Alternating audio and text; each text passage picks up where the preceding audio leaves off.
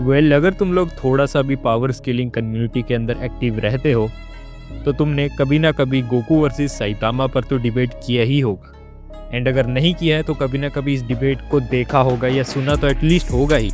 YouTube में भी इस टॉपिक के ऊपर मल्टीपल वीडियोस बन चुके हैं, लिटरली में हज़ारों में वीडियो हैं इस टॉपिक पर। लेकिन ऐसे बहुत ही कम वीडियो हैं जिनमें अच्छे से किसी ने पावर स्केलिंग करके बताया कि कौन ज़्यादा स्ट्रॉन्ग है।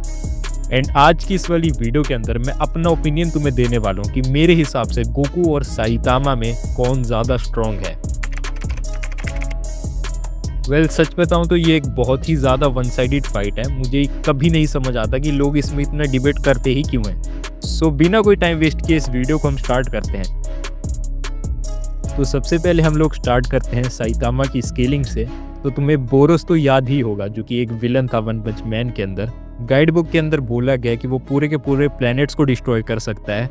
ये उसको ऑब्वियसली प्लैनेटरी लेवल बना देगा। एंड यहाँ पर मांगा के अंदर भी बोला गया कि वो पूरे के पूरे प्लैनेट को ब्लो कर सकता है। सो इन स्कैन से ये चीज़ तो प्रूव हो जाती है कि जो हमारा बोरोस है वो यहाँ पर प्लैनेटरी लेवल है। एंड एक स्कैन के अंदर बोला गया कि बोरोस की एक टेक्निक है जिससे वो पूरे के पूरे स्टार को ओब्लिरेट कर सकता है। इससे हम डेफिनेटली बोरोस को स्टार लेवल स्केल कर सकते हैं। एंड हम जानते हैं कि साइतामा ने ऑलरेडी बोरोस को हरा दिया है, मतलब साइतामा डेफिनेटली बोरोस से ज़्यादा स्ट्रॉन्ग है। एंड जो अभी करेंट मांगा का साइतामा है वो उस टाइम के साइतामा से बहुत ज़्यादा स्ट्रॉन्ग है। सो एटलीस्ट साइतामा इस फीट से लार्ज स्टार लेवल हो सकता है। बाय द वे साइतामा का एक और स्केल है जिसमें उसने अपनी स्नीज से जुपिटर की कुछ सरफेस को डिस्ट्रॉय किया था। तो हाँ, इसकी एक पूरी कैलकुलेशन की गई है एंड ये यहाँ पर स्केल होता है। इस फीट के बारे में आई गेस तो सभी लोग जानते ही होंगे ऑलरेडी। एंड देन उसके बाद आता है साइतामा का अभी तक का सबसे बेस्ट फीट, जहाँ पर उसने मल्टीपल स्टार्स को डिस्ट्रॉय किया था, जो कि उसको मल्टी सोलर सिस्टम लेवल बनाता है। एंड बहुत सारे लोग यार इसको मल्टी गैलेक्सी लेवल पर ले जाते हैं। अरे मल्टी गैलेक्सी लेवल कहाँ से है ये? उसने जब मल्टीपल स्टार्स को डिस्ट्रॉय किया है तो वो मल्टी सोलर सिस्टम लेवल पर स्केल करेगा यहाँ पे। लिटरली में यार उसने यहाँ पर एक भी गैलेक्सी को डिस्ट्रॉय नहीं किया, उसने बस कुछ स्टार्स को डिस्ट्रॉय किया। एंड लोग बोलते हैं कि वो मल्टी गैलेक्सी लेवल है इस फीट से। तो बात करें साइतामा की स्पीड के बारे में तो बहुत सारे लोग मानते हैं कि साइतामा MFTL प्लस है या तो FTL है या FTL प्लस है। एंड कुछ लोग तो लिटरली में इमेजरेबल स्पीड बना देते हैं, पता नहीं कैसे।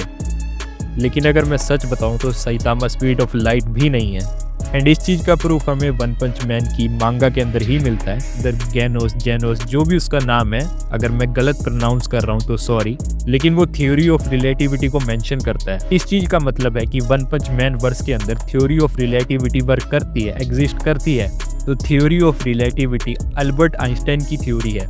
इस थ्योरी के हिसाब से कोई भी फिजिकल ऑब्जेक्ट लाइट से ज़्यादा तेज ट्रैवल नहीं कर सकता, चाहे उसके पास कितनी भी स्पीड या पावर क्यों ना हो। And One Punch Man verse के अंदर थ्योरी ऑफ रिलेटिविटी एग्जिस्ट करती है। इसका मतलब वन पंच मैन के अंदर कोई भी कैरेक्टर या कोई भी ऑब्जेक्ट लाइट की स्पीड से ज़्यादा फास्ट ट्रैवल नहीं कर सकता। इसका मतलब ये है कि जितने भी वन पंच मैन के तुम स्केल देखते हो, जो कि FTL है या FTL प्लस है या MFTL है या MFTL प्लस है या इन्फिनाइट स्पीड है या किसी भी टियर का है, अगर वो स्पीड ऑफ लाइट से ज़्यादा है तो वो सारे के सारे स्केल गलत हैं। सो अभी तुम लोग सोच रहे होंगे कि तो फिर साइतामा की स्पीड असली में है क्या? तो चलो हम उसी के बारे में भी बात करते हैं। तो तुम्हें याद होगा कि बोरोस ने एक बारी साइतामा को पंच मारा था और साइतामा मून पर पहुंच गया था उस पंच से। एंड उसके बाद साइतामा कुछ सेकंड में ही मून से अर्थ में वापस भी आ गया था। एंड बहुत सारे लोग ये चीज़ बोलते हैं कि वो 19 सेकंड में आया था। पर पहली चीज़ तो मैं तुम्हें ये चीज़ बता देता हूँ, अगर साइतामा को एनीमे के अंदर 19 सेकंड लग रहे हैं मून से अर्थ तक पहुँचने में, इसका मतलब ये नहीं है कि वो एक्चुअली में उसके वर्ष के अंदर भी 19 सेकंड में ही पहुँचा होगा। वही कई बार हमें दिखाया जाता है ना कि एनीमे के अंदर कोई सीन 1 सेकंड में ही हो गया, लेकिन मांगा के या एनीमे के अंदर बहुत ज़्यादा ईयर्स बीत चुके हैं। तो वैसा भी हो सकता है कि हमें दिखाया गया हो कि साइतामा को टाइम लग रहा है लेकिन असली में 1 सेकंड में ही चले गया हो। लेकिन हम लोगों के पास दोनों ही चीज़ों के प्रूफ नहीं है। ना हम बोल सकते हैं कि उसको 19 सेकंड लगे हैं, ना ही हम बोल सकते हैं कि उसको 1 सेकंड लगा है, क्योंकि हमारे पास उस चीज़ का भी कोई प्रूफ नहीं है कि उसको 1 सेकंड ही लगा है। एंड अभी तक के हिसाब से जो 19 सेकंड वाली चीज़ है वो ज़्यादा एक्यूरेट है, क्योंकि उतना ही हमें एनीमे में दिखाया गया है। एंड हो सकता है वही ठीक, क्योंकि कोई और स्टेटमेंट तो हमारे पास है नहीं है कि वो 1 सेकंड में पहुंची है या 2 सेकंड में पहुंच गया। तो अभी के लिए हम यही मान के चलते हैं कि जो साइतामा था वो 19 सेकंड में पहुंचा था। एंड जो लाइट होती है वो उसको मून से अर्थ तक पहुंचने में कुछ इतना टाइम लगता है। एंड इस हिसाब से देखा जाए तो लाइट साइतामा से काफ़ी ज़्यादा फास्ट ट्रैवल कर सकती है मून टू अर्थ में। इसका मतलब अगेन साइतामा लाइट की स्पीड का तो है नहीं है। वीडियो में आगे जाने से पहले मैं ये चीज़ फिर से मेंशन करना चाहता हूँ कि अगर साइतामा को 19 सेकंड हमें दिखाए गए हैं मून टू अर्थ पहुँचने में, इसका मतलब ये नहीं है कि एक्चुअली में भी एनीमे के अंदर उसको 19 सेकंड ही लगे होंगे। लेकिन फ़िलहाल के लिए हमें यही कहना पड़ेगा कि उसको 19 सेकंड ही लगे हैं, क्योंकि हमारे पास कोई और स्टेटमेंट नहीं है जहाँ पर बोला गया हो कि उसको 1 सेकंड लगा है। तो हाँ, हो सकता है कि साइतामा को 1 सेकंड लगाओ पहुँचने में मून से अर्थ तक, लेकिन उस चीज़ का हमारे पास कोई प्रूफ नहीं है अभी के लिए। तो ये चीज़ एक पॉसिबिलिटी है, लेकिन पॉसिबिलिटी अगर हम देखें तो पॉसिबिलिटी तो ये भी हो सकती है कि साइतामा को 19 सेकंड भी ना लगे हो, ना ही उसको 1 सेकंड लगा हो, उसको असली में 40 सेकंड लगे हो या तो 50 सेकंड लगे हो। तो फिलहाल के लिए सबसे एक्यूरेट कहना यही रहेगा कि साइतामा को 19 सेकंड ही लगे थे। एंड हाँ, ये चीज़ भी एक पॉसिबिलिटी ही है कि साइतामा को 19 सेकंड लगे होंगे, लेकिन सबसे एक्यूरेट अभी तक के लिए यही है क्योंकि हमें इतना ही टाइम दिखाया गया है। एंड हाँ, हमेशा जितना टाइम हमें एनीमे में दिखाया होता है ज़रूरी नहीं है कि उस एनीमे के अंदर भी उतना ही टाइम लगाओ, लेकिन फ़िलहाल के लिए हमारे पास कोई और स्टेटमेंट है ही नहीं है, तो अभी के लिए सबसे एक्यूरेट यही है। वेल, तुम्हें ये तो पता ही होगा कि BSBW के अंदर स्पीड ऑफ लाइट के नीचे रिलेटिविस्टिक प्लस आता है, एंड उसके नीचे रिलेटिविस्टिक आता है, एंड उसके नीचे सब रिलेटिविस्टिक प्लस आता है, एंड उसके नीचे सब रिलेटिविस्टिक आता है। सब रिलेटिविस्टिक करैक्टर्स वो होते हैं जो कि 1 to 5% स्पीड ऑफ लाइट से मूव कर सकते हैं। उसके ऊपर आता है सब रिलेटिविस्टिक प्लस। सब रिलेटिविस्टिक प्लस करैक्टर्स वो होते हैं जो कि 5 to 10% स्पीड ऑफ लाइट से मूव कर सकते हैं। उसके ऊपर आता है रिलेटिविस्टिक, एंड रिलेटिविस्टिक करैक्टर्स वो होते हैं जो कि 10 to 50% स्पीड ऑफ लाइट से मूव कर सकते हैं। एंड उसके ऊपर आता है relativistic plus. Relativistic plus characters वो होते हैं जो 50 to 100% स्पीड ऑफ लाइट से मूव कर सकते हैं। अगर कोई 90% स्पीड ऑफ लाइट से मूव करेगा, ये जो कि रिलेटिविस्टिक प्लस में आता है, तो उसको कुछ इतना टाइम लगेगा। एंड अगर कोई 50% स्पीड ऑफ लाइट से मूव करेगा जो कि रिलेटिविस्टिक में आता है, तो उसको कुछ इतना टाइम लगेगा।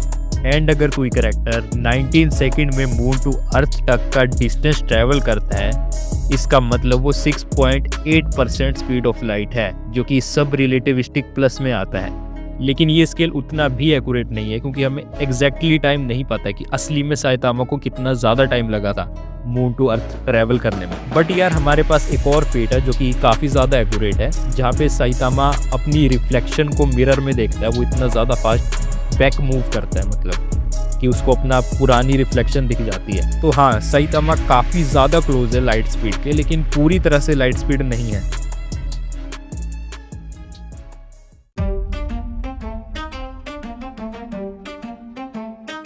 वेल यार देखो, अगर हम लोग गोकू की बात करें तो गोकू ने बहुत पहले ही पिक्लो की एक लेज़र को डॉज किया था। एंड और भी काफ़ी ज़्यादा स्केल हैं गोकू के स्पीड स्केलिंग के, लेकिन उन्हें यार बोलने की भी ज़रूरत नहीं है इस वीडियो में, क्योंकि यार किड गोकू ने ही लाइट को ऑलरेडी डॉज करके रखा है। तो मतलब किड गोकू ही FTL है।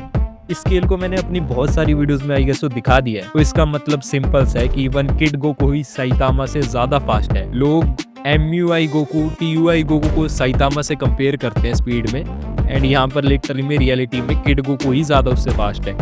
एंड अगर हम गोकू की स्केलिंग की बात करें तो यहाँ पर हमारे पास बहुत ज़्यादा फीट्स हैं। ड्रैगन बॉल में ऐसी मल्टीपल जगह हैं जहाँ पर प्लेनेटरी लेवल स्टेटमेंट बोली गई हैं या तो फीट्स ही दिखाए गए हैं। एंड मैं स्क्रीन पर तुम्हें बहुत सारे फीट्स दिखा दूंगा प्लेनेटरी लेवल के। एंड उसके बाद जो वेजिटा के पापा थे, उन्होंने भी मल्टीपल प्लैनेट्स को डिस्ट्रॉय किया था। तो मतलब ड्रैगन बॉल के साइड कैरेक्टर्स भी हैं जो कि ज़्यादा स्ट्रॉन्ग है भी नहीं है करंट के हिसाब से, वो ही लिटरली में प्लैनेटरी लेवल है। उसके बाद जामासू ने एक चीज़ बोली थी कि वो पूरे के पूरे गैलेक्सी को एग्जिस्टेंस से ही मिटा सकता है। एंड ये चीज़ डेफिनेटली स्केल करेगी क्योंकि ये चीज़ लिटरली में सेंस भी बनाती है। पहले हमें बताया गया था कि ड्रैगन बॉल के कैरेक्टर्स जो हैं वो प्लैनेट को डिस्ट्रॉय कर सकते हैं। उसके बाद वो और स्ट्रॉन्ग हुए एंड सेल को बताया गया कि वो सोलर सिस्टम को डिस्ट्रॉय कर सकता है। तो ये चीज़ ट्रू है।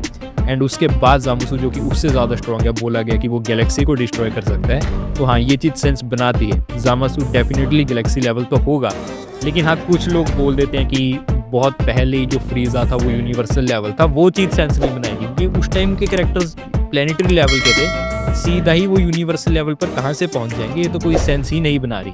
लेकिन हाँ, ये चीज़ ज़रूर सेंस बना रही है कि अभी जो ज़ामासु है वो गैलेक्सी लेवल है, क्योंकि इससे पहले के जो विलन्स थे वो सोलर सिस्टम थे, उससे पहले के प्लेनेटरी लेवल। तो हाँ, ये चीज़ फिर भी सेंस बना देगी।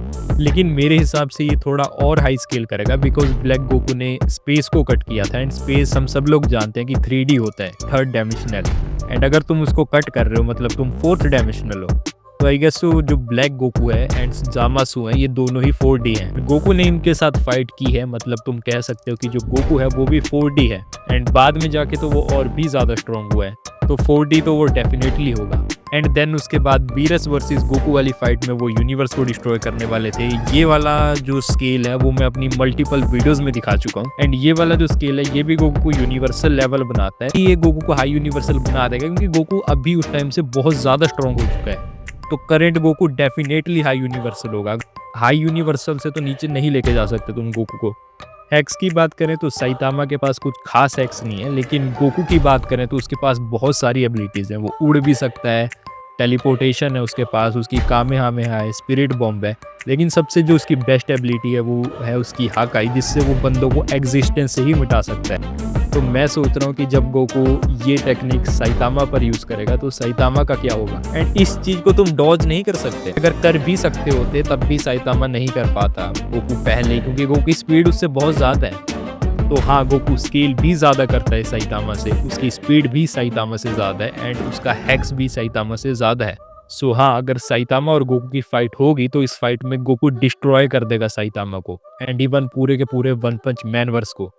लिटरली में यार, साइतामा के साथ तुम अगर पूरे वन पंच मैन वर्स को भी ले आओगे तब भी गोकू आउट स्केल करेगा सबको, स्पीड ब्लिट्स करेगा एंड आउट हैक्स भी करेगा। आज की इस वाली वीडियो के लिए इतना ही।